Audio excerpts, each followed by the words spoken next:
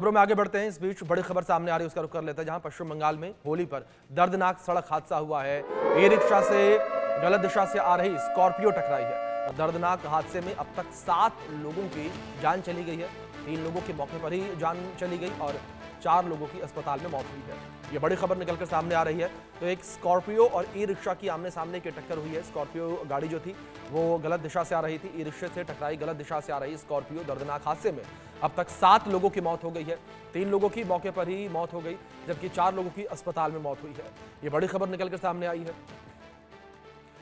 तो 7 लोगों की जान चली गई है। होली के मौके पर यह दर्दनाक सड़क हादसा हुआ। ई रिक्शा से गलत दिशा से आ रही स्कॉर्पियो टकराई है। पश्चिम बंगाल में होली पर दर्दनाक सड़क हादसा हुआ है। ये बड़ी खबर, पश्चिम बंगाल में यह सड़क हादसा हुआ और इस सड़क हादसे में 7 लोगों की जान चली गई है। बड़ी खबर सामने आ रही है, 7 लोगों की जान गई है इस सड़क हादसे में। ई रिक्शा से गलत दिशा से आ रही स्कॉर्पियो टकराई है। पश्चिम बंगाल में होली पर दर्दनाक सड़क हादसा हुआ है। ई रिक्शा से गलत दिशा से आ रही स्कॉर्पियो गाड़ी टकराई है। दर्दनाक हादसे में अब तक 7 लोगों की मौत हुई है। हमारे सहयोगी रैनिक दत्ता जुड़ गए हैं फोन लाइन पर, सीधे उनका रुख करेंगे अधिक जानकारियों के लिए। रैनिक, जानकारियां मैं आपसे चाहूंगा कि सबसे पहले पश्चिम बंगाल के किस जगह पर यह हादसा हुआ है?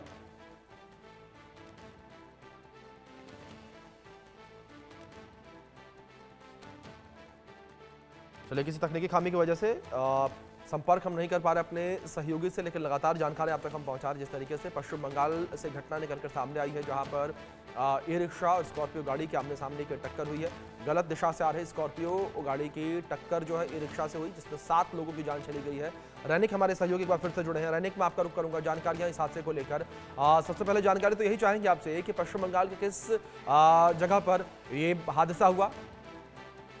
देखिए, ये नदिया का घटना है। नदिया जिला का जो नक्शीपरा पुलिस स्टेशन है, उस एरिया में ठीक कृष्णनगर से ये गाड़ी आ रहा था। उसी टाइम पर ये गाड़ी जो है, इसका जो स्पीड लिमिट बहुत ही ज्यादा था, ऐसा जो लोकल पीपल है उनकी तरफ से कहा जा रहा है। और इसी वजह से उनकी तरफ से ये कंट्रोल नहीं हो पाया और ये स्कॉर्पियो जो गाड़ी है, उस गाड़ी की तरफ से एक टोटो को टक्कर मारा गया पहले तो। उसके बाद अगले सामने खड़े हुआ 2 टोटो को एक साथ टक्कर मारा गया था। ये पूरा घटना में टोटल 7 लोगों का मौत का घटना सामने आया है और उसके साथ साथ ही और भी 3 लोगों को हॉस्पिटलाइज किया गया है। यानी बहुत सारे लोग अभी भी उनका जो सिचुएशन वो क्रिटिकल है, ऐसा ही डॉक्टर्स की तरफ से कहा जा रहा है। और मेनली पुलिस की तरफ से जो कहा जा रहा है, नदिया डिस्ट्रिक्ट का जो नकाशीपारा पुलिस स्टेशन है, उनकी तरफ से जो कहा जा रहा है कि ये गाड़ी का स्पीड ज्यादा होने की वजह से ये जो गाड़ी है ये दूसरा फूट पे आ पड़ा था और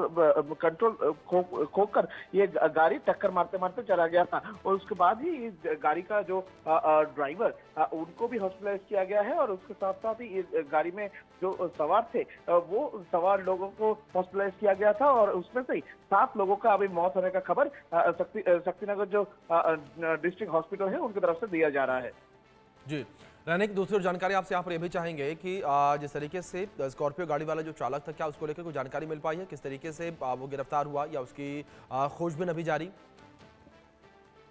देखिए, स्कॉर्पियो गाड़ी में जो था उनको हॉस्पिटलाइज किया गया है। उनका हालात भी बहुत ही नाजुक है, जैसा कि हॉस्पिटल के डॉक्टर्स की तरफ से कहा जा रहा है कि जो ड्राइवर है उनका सिचुएशन बहुत ही क्रिटिकल है और गाड़ी में और भी जो लोग थे उनका सिचुएशन भी क्रिटिकल है। और उसके साथ साथ ही टोटो में जो लोग थे उन लोगों का मौत हो चुका है। 3 टोटो में जो लोग थे उन लोगों का मौत हो चुका है। पूरा घटना का जो इन्वेस्टिगेशन वो नदिया डिस्ट्रिक्ट का जो शक्तिनगर पुलिस स्टेशन है उनकी तरफ से किया जा रहा है। और उसके साथ साथ ही नदिया पुलिस की तरफ से जो ट्रैफिक कंट्रोल है उनकी तरफ से जो सीसीटीवी फुटेज वो देखा जा रहा है कि गाड़ी कौन सी तरफ से आ रहा था और गाड़ी का स्पीड लिमिट जो थे वो बहुत ही ज्यादा था। वो ऐसा ही पुलिस की तरफ से कहा जा रहा है। पुलिस का प्राइमरी इन्वेस्टिगेशन जो है वो कह रहा है कि गाड़ी ओवर स्पीड होने की वजह से आउट ऑफ कंट्रोल हो गया था और उसके बाद ही गाड़ी ये डिवाइडर जो है, डिवाइडर से टकराने के बाद ही ये टोटो को टक्कर मारा है। और इसी घटना में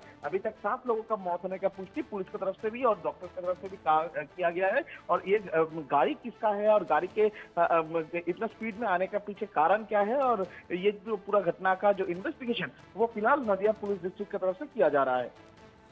रनिक, दूसरी ओर अगर यहाँ पर बात पुलिस प्रशासन को लेकर करें तो एक सिस्टम का भी बड़ा फेलियर, क्योंकि रॉन्ग साइड गाड़ी इतनी फास्ट आ रही थी और किसी भी यहाँ पर पुलिस अधिकारी को लेकर बात करें या किसी भी ट्रैफिक पुलिस को लेकर बात करें, उसकी नज़र इस रॉन्ग साइड चल रही स्कॉर्पियो गाड़ी पर नहीं पहुंची।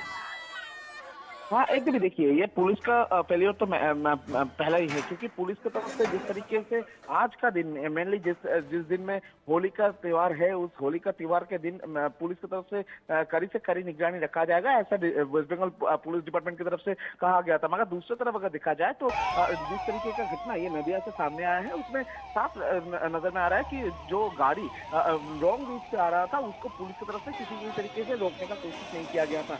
और जैसे कि पुलिस की तरफ से कहा जा रहा है कि ये गाड़ी जो है रॉन्ग रूट से ओवर स्पीडिंग कर रहा था, और इसी को देखते हुए भी पुलिस की तरफ से नजरअंदाज किस तरीके से किया गया, ये सबसे बड़ा सवाल आ रहा है। और सबसे महत्वपूर्ण सवाल, इस तरीके का फेस्टिवल सिचुएशन में जब रास्ता मैक्सिमम टाइम खाली रहता है, उस टाइम पर पुलिस की तरफ से ओवर स्पीडिंग रोकने के लिए कोई बंदोबस्त क्यों नहीं किया जा रहा था, और पुलिस की तरफ से नाका चेकिंग क्यों नहीं किया जा रहा था, यह सवाल ही बार बार से आ रहा है। और इस तरीके का घटने के पीछे पुलिस का फेलियर है कि नहीं, इस बारे में भी सवाल आ रहा है।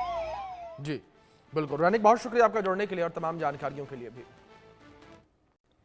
खबरों में आगे बढ़ते हैं। भटिंडा से जानकारी है, जहां पर भटिंडा में पुलिस और बदमाशों के बीच मुठभेड़ हुई है और एनकाउंटर हुआ। एक बदमाश